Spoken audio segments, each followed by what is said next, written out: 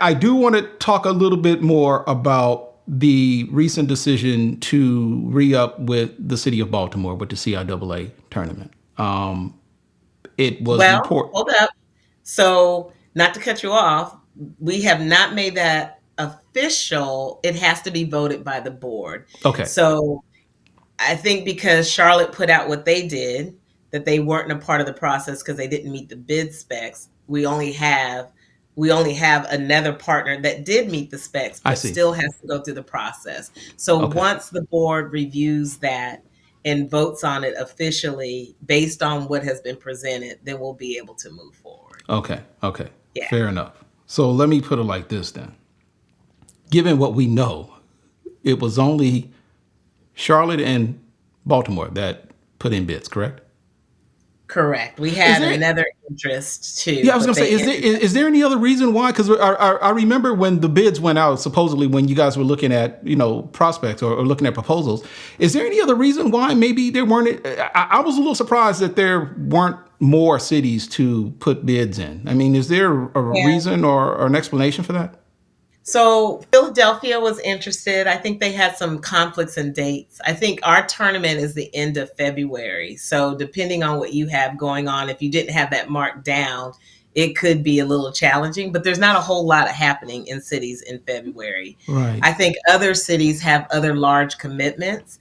And I think based on the revenue that is required to support this championship, depending on what you already have, may make you say, you know what, we're not going to go in this cycle, we'll go into the next cycle. So we've heard that before as well. Richmond, we know, has been interested. I think they have a new facility that they've been working on, and they might bid later on too. So we'll do some homework with some of these cities that have had interest, but the timing probably hasn't just been good for them to put in. The last time we went through the bid cycle, I think we had 3 cities. And this time we had three, one possible, Right. but because of the facility, they didn't have available. They weren't prepared to move forward on a bid. One of the things that I find the most fascinating about this process, given what little I know about the history of the CIAA and kind of some of the ebbs and flows that we've read about in recent years and so forth, about problems and so forth, hotels and so forth.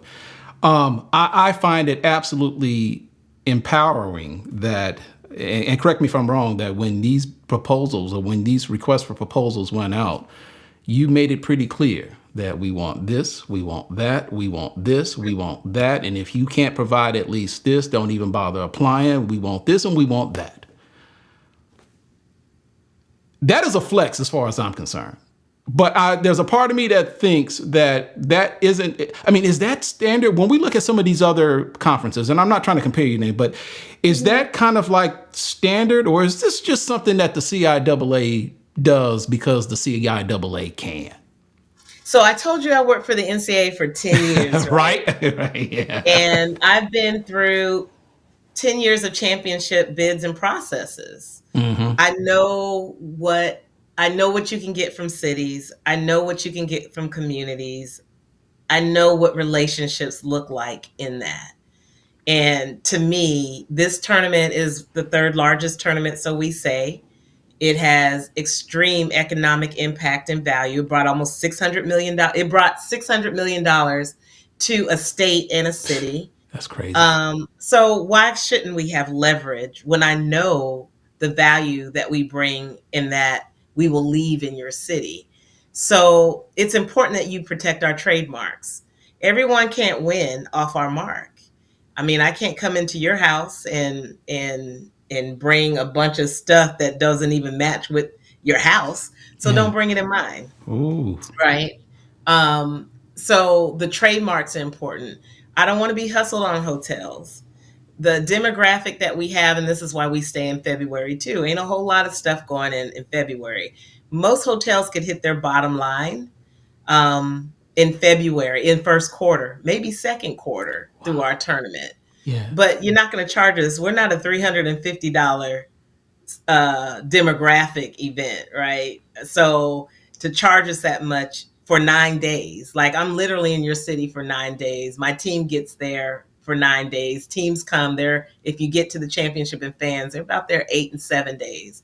So we're gonna eat. We're gonna play and have fun, and we want to be treated like we're gonna take care of your community. And yeah, and so yeah, we're gonna negotiate the things that align Right. with you. And it's not taking advantage. I think what we try to do is make sure that we are working collaboratively with a city that understands the value and how can we work. Like in Baltimore, we've been able to maximize our marketing dollars collectively. They put in, we do. We do national, they do regional, we work together local. Like there is I think it's unique for CIAA because I don't even think that's how we did it in the NCAA. So we are doing some things that are very different than most events and championships that I'm kind of blown away most of the time that we're able to pull it off the way that we do. We're blessed. Yeah. In other words, I'm bad like that. I got it like that. It's okay. You can say it, Commissioner. It's okay. You got it like that. It is all right. So